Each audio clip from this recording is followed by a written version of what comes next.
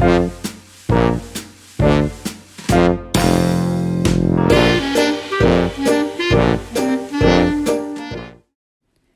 19. No Bird Pie for Mr. Twit.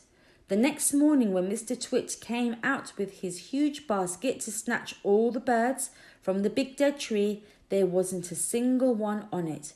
They were all sitting on top of the monkey cage. The roly-poly bird was there as well, and Mugglewump and his family were inside the cage, and the whole lot of them were laughing at Mr. Twit. Chapter 20. Still no bird pie for Mr. Twit. Mr. Twit wasn't going to wait another week for his bird pie supper. He loved bird pie. It was his favourite meal. So that very same day he went after the birds again. This time he smeared all the top bars of the monkey cage with sticky glue as well as the branches of the big dead tree. "Now I'll get you," he said, "whichever one you sit on." The monkeys crouched inside the cage watching all this. And later on, when the roly-poly bird came swooping in for an evening chat, they shouted out, "Don't land on our cage, roly-poly bird. It's covered in sticky glue, so is the tree." And that evening, as the sun went down and all the birds came in again to roost, the roly-poly bird flew round and around the monkey cage and the big dead tree, singing out his warning, "There's sticky stuff now on the cage and the tree. If you land on either, you'll never get free. So fly away, stay up high, or you'll finish up tomorrow in a hot bird pie." Chapter 21. Mr. and Mrs. Twit go off to buy guns.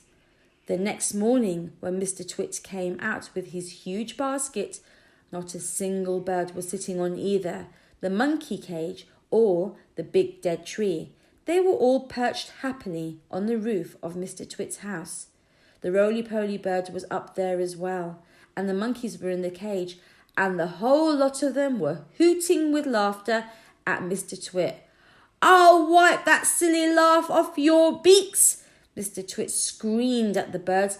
"I'll get you next time, you filthy, feathery frumps. I'll wring your necks, the whole lot of you, and have you bubbling in the pot for bird pie before this day is out."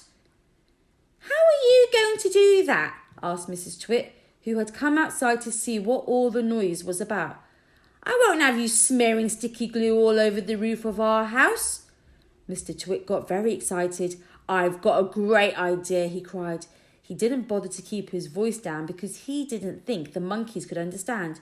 "We'll both go into town right away and we'll buy a gun each," he shouted. "How's that?" "Brilliant!" cried Mrs. Twit, grinning and showing her long yellow teeth. "We'll buy those big shotguns that spray out 50 bullets or more with each bang." "Exactly," said Mr. Twit. "Lock up the house while I go and make sure the monkeys are safely shut away." Mr. Twit went over to the monkey cage. "Attention!" he barked in his fearsome monkey trainer's voice. "Upside down, all of you, and jump to it, one on top of the other, quick! Get on with it or you'll feel Mrs. Twit's stick across your backsides." Obediently, the poor monkeys stood on their hands and clambered one on top of the other, with Mugglewump at the bottom and the smallest child at the very top. "Now stay there till we come back," Mr. Twit ordered. "Don't you dare to move, and don't overbalance. When we return in 2 or 3 hours' time, I shall expect to find you all in exactly the same position as you are now. You understand?" With that, Mr. Twit marched away. Mrs. Twit went with him, and the monkeys were left alone with the birds. Chapter 22. Mugglewump has an idea. As soon as Mr. and Mrs. Twit had disappeared down the road, the monkeys all flipped back onto their feet the right way up. "Quick, get to the key," Mugglewump called out to the roly-poly bird, who was still standing on the roof of the house. "What key?" shouted the roly-poly bird. "The key to the door of our cage," cried Mugglewump. "It's hanging on a nail in the workshed. That's where he always puts it." The roly-poly bird flew down and came back with the key in his beak. Mugglewump reached a hand through the bars of the cage and took the key. He put it in the lock and turned it. The door opened. All 4 monkeys leapt out together. "We are free!" cried the 2 little ones. "Where shall we go, Dad? Where shall we hide?" "Don't get excited," said Mugglewump. "Calm down, everybody. Before we escape from this beastly place, we have one very important thing to do." "What?" they asked him. "We're going to turn those terrible Twits upside down." "We're going to what?" they cried. "You must be joking, Dad." "I am not joking," Mugglewump said. "We're going to turn both Mr. and Mrs. Twit upside down with their legs in the air." "Don't be ridiculous," the roly-poly bird said. "How can we possibly turn those 2 maggoty old monsters upside down?" "We can! We can!" cried Mugglewump. "We are going to make them stand on their heads for hours and hours, perhaps forever. Let them see what it feels like for a change." "How?" said the roly-poly bird. "Just tell me how." Mugglewump laid his head on one side, and a tiny twinkling little smile touched the corners of his mouth. "Now and again," he said, "but not very often, I have a brilliant idea. This is one of them. Follow me, my friends, follow me." He scampered off towards the house, and the 3 other monkeys and the roly-poly bird went after him. "Buckets and paintbrushes," cried Mugglewump. "That's what we want next. There are plenty in the workshed. Hurry up, everyone. Get a bucket and a paintbrush." Inside Mr. Twit's workshed, there was an enormous barrel of hug-tight sticky glue, the stuff he used for catching birds. "Fill your buckets," Mugglewump ordered. "We are now going into the big house." Mrs. Twit had hidden the key to the front door under the mat, and Mugglewump had seen her doing it, so it was easy for them to get in. In they went, all 4 monkeys, with their buckets of sticky glue. Then came the roly-poly bird, flying in after them, with a bucket in his beak and a brush in his claw. Chapter 23. The Great Glue Painting Begins. "This is the living room," announced Mugglewump. "The grand and glorious living room, where those 2 fearful brutes eat bird pie every week for supper." "Please don't mention bird pie again," said the roly-poly bird. "It gives me the shudders." "We mustn't waste time," cried Mugglewump. Hurry up, hurry up. Now the first thing is this. I want everyone to paint the sticky glue all over the ceiling. Cover it all. Smear it in every corner." "Over the ceiling?" they cried. "Why the ceiling?" "Never mind why," shouted Mugglewump. "Just do as you're told and don't argue." "But how do we get up there?"